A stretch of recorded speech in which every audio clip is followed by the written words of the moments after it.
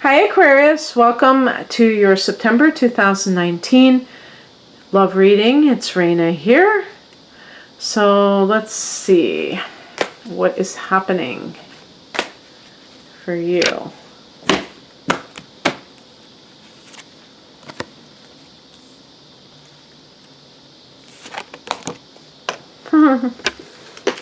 Excuse me, I gotta go get this card. Fell on the ground.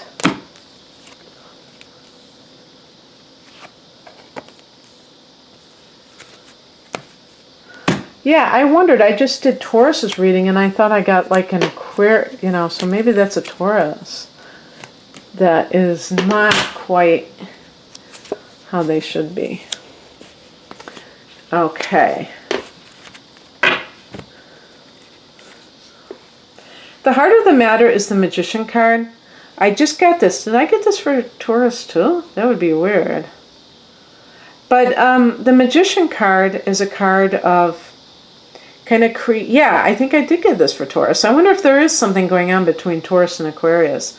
The Magician card is a card of consciously co-creating in your life. And as I said to Taurus, although I think this is a totally different interpretation for you, because I was saying that sometimes people get very dependent on their partner, and they like abdicate responsibility for their life, or they feel like they need that other person in order to do whatever, like needing somebody's permission, or even like if you're trying to have good things happen in your relationship and that other person is unwilling to cooperate, what are you going to do? Are you just going to allow them to call the shots?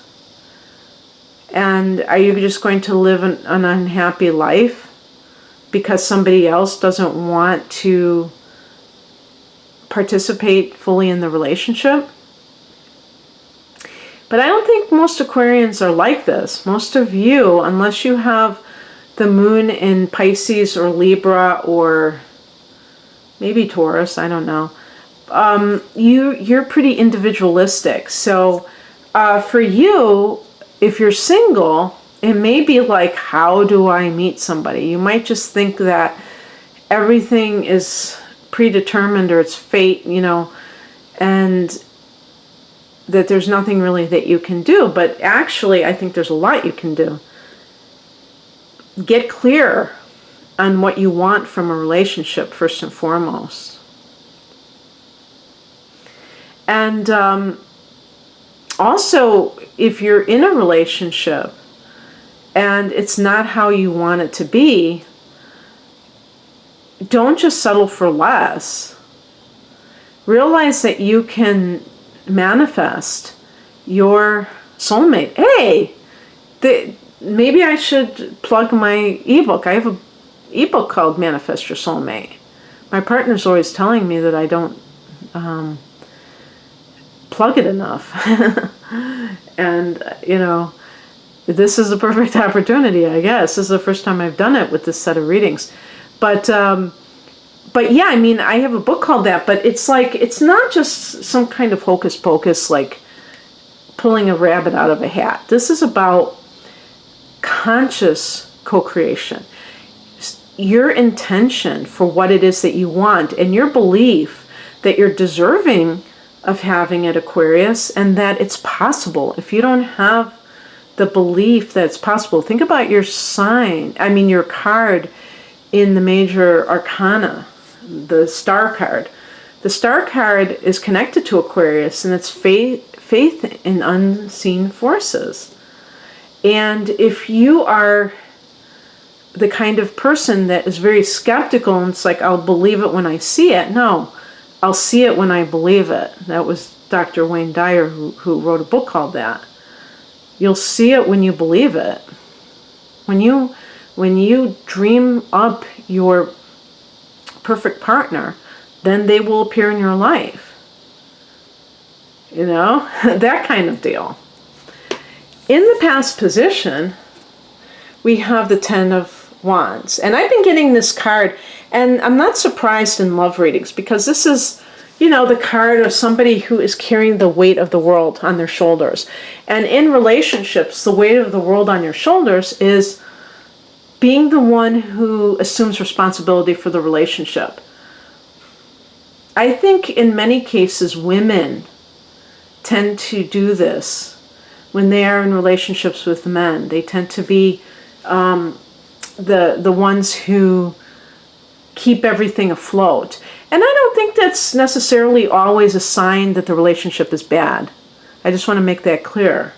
But you know that there are problems if you're dating somebody and you're always contacting them and you don't hear from them. Like they don't seem to be as interested in finding out how you're doing, unless they want to come over, and you know what, they don't want to necessarily go out to dinner with you, but they're down for sexy time. You know, it's funny, isn't it funny how people prioritize certain things in life? So it's really incumbent upon Aquarians to see what is going on, to be very analytical about this. If you're in a relationship and saying, you know, am I doing the heavy lifting here? Do they really seem committed? If you're actually living with the person, married to the person, in that level of the relationship, then that means what, you know, who's doing what in this relationship. Am I telling this person that I love them and trying to, you know, really like showing that I care, and this other person, you know, barely talks to me. They go out a lot and they just kind of, I feel, shut out of their life. With Aquarians, because you tend to be more detached. I know that it's a spectrum and other planetary influences can, you know, alter that to some degree, but you are essentially, because this is going to be your sun sign, an Aquarius. And so you may tolerate a lot of that type of indifference on the part of the other person. And then one day you start to say, there's something off about this. And so this may have come to you because, you know, you just had a full moon in your sign, you know, mid-August. And at that time, the sun was in the 7th house, in the relationship house. But with the full moon in your sign, you may become aware. You may have become aware of certain needs that you have that you were suppressing, because that's an emotional time with the full moon. You know, the moon is your emotions, and they may have come to the surface, and things that you try to suppress, you may have had to look at. And it can be very raw, because you may be like, well, what do I do with this now? What do I do? Well, you're going to have to see things very realistically, for one, and not be in denial over it. But if you're single, it can simply be that you realize that love shouldn't be a struggle. That actually it can be, I mean, I'm exaggerating when I say snapping your fingers, but that sense of being able to, you know, attract a person who's right for you without having to prove your worth to the other person, you know, which just doesn't make any sense. The higher message is the Queen of Wands. So this is kind of like the spiritual message. It may be that you need to just not worry and be happy and just be confident as you're living your life, regardless whether you're in whether you feel trapped in an unhappy relationship or whether you're single. A lot of times, I think people feel like if they're in an unhappy situation, that they should kind of like reflect that by acting unhappy. This is not necessarily a conscious thing, but it's almost like they think that's the logical way to be. But in fact, it's much better to be confident. Like they say, fake it until you make it. And the magician is very, self-reliant. And to me, the Queen of Wands is as well. There's a sense of like confidence and cheerfulness. And this comes because you know that you can have what you want. When you think that life is against you and you can't have what you want, that can tend to bring out the anxiety and the pessimism. And you want to kind of be high vibe as much as possible so that you can attract this. Even if you're in, like I said, you feel stuck in a relationship, because as you extricate yourself from that relationship, it may take a while to do so. You may be reluctant to get out of it because it's scary to do that. But you need to raise your vibration so that you are consistently in a good mood, so that you exude confidence, and so that you don't fall back on kind of like what ifs and fears.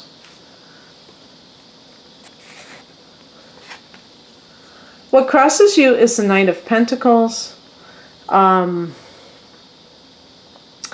It's interesting because this almost, this is another possible interpretation too. By the way, this card connects to Taurus. That's why I said, is there like a wayward Taurus person in your life? But I'm wondering if this is a quality within you, at least at this time in life, or most of you, because of course, I look at my analytics and I see most people are within a certain age range, 30s and 40s, but there are people who are retired. I've gotten people who say, why do you always say, this, and act like everybody's always wanting children, and, I'm retired, or why are you always talking about this? And some people are very young, who they're going in a different place. This is just a general reading. I can't cover all the bases, but this card, the Knight of Pentacles, represents that kind of plodding, day-to-day grind type of mentality that is actually quite effective. It's like the work ethic. Somebody who, every day goes out and just puts in a day's work, and then they do it again the next day. They are very motivated, maybe financially, to maybe save money to buy a house, or maybe they're trying to save for retirement. Who knows? But this is in the challenge position, so something about that mentality is not happening. You have the Ten of Wands in the past position, Aquarius.